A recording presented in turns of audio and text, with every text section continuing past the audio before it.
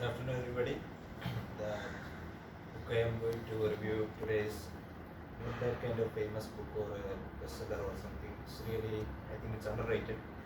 But it has a good story inside it. It's about a history of an organization, beginning of an organization, and the person behind it.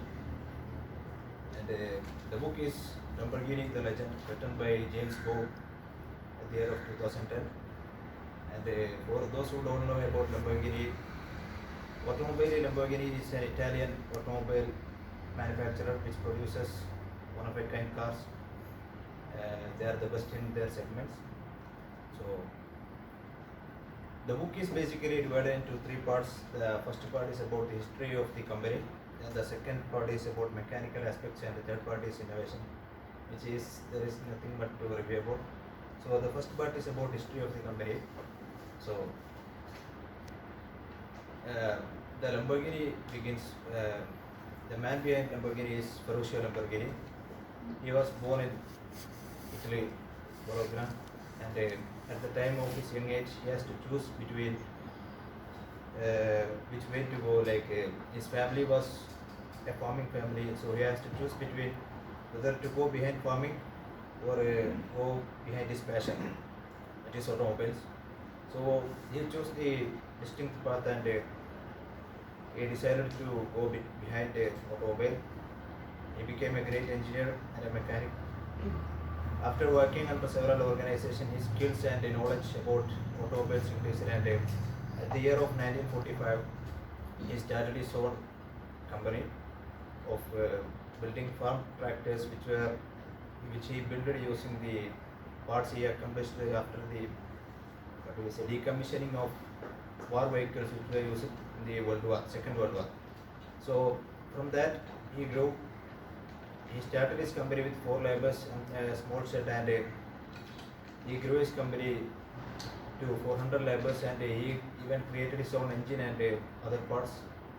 As a result, he created his own vehicles under his name, Lamborghini. So basically, the first vehicle created under the brand Lamborghini was a tractor.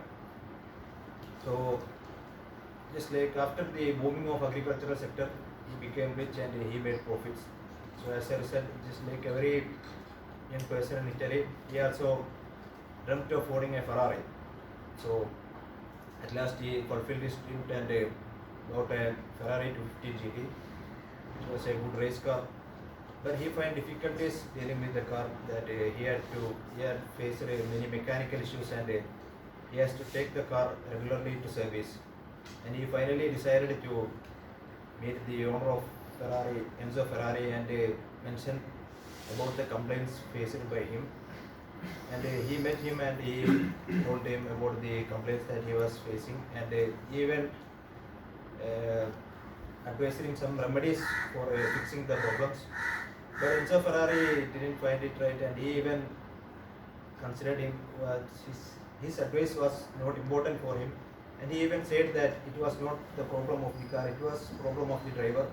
And he even insulted him and said to go back to the tractors where he belongs. And Ferruccio Lamborghini didn't say anything, he just smiled and walked away. But that was the moment Enzo Ferrari really created an enemy for him, for his company. Till that date, Ferrari was a monopoly, that no other competitors were there. But those words really, fired the fuel inside Lamborghini, and he just went back to his garage and his tractor production plant, and they really ended producing tractors. And people were like, why did you stop such a profitable business? And he didn't mind them, and he just modified the Ferrari he owned and made it to a better version of it without any complaints and with perfection. So he gained the confidence, and he hired the most popular engineers in Italy, and started building a car of his own under his own brand name. So the people were around him were like mocking him and saying, how could a tractor manufacturer from a small town take revenge on the legend Enzo Ferrari himself? And people were like, that's even not possible. But all of them just fueled him, and he just continued his project, and he just made some prototypes. But at the beginning, those prototypes were really a failure. People around him were losing confidence, but he was still there with his hope, and he worked on it again and again. And at last, at the year of 1963, in Turin Motor Show, the first version of Lamborghini, the Lamborghini 300 GT, 350 GT was launched, and the naming of the car was even like a rival, because the Ferrari, latest model of Ferrari at that time was 250 GT, and he named it 350 GT Lamborghini. It was like this car was 100 times better than a Ferrari. That was the concept behind it. So then the sales started booming, and the sales of Ferrari was getting lower and lower, and finally he succeeded, and he launched 2 more models, and he really fulfilled his vengeance against Ferrari. So the motivation I get from this story is basically nothing but, if you have a dream, you just go behind this. No matter whatever people say, you just don't care. You have a dream, you go behind it. And dreams are not just dreams, but dreams without goals are just dreams. So with a dream, you also need goals.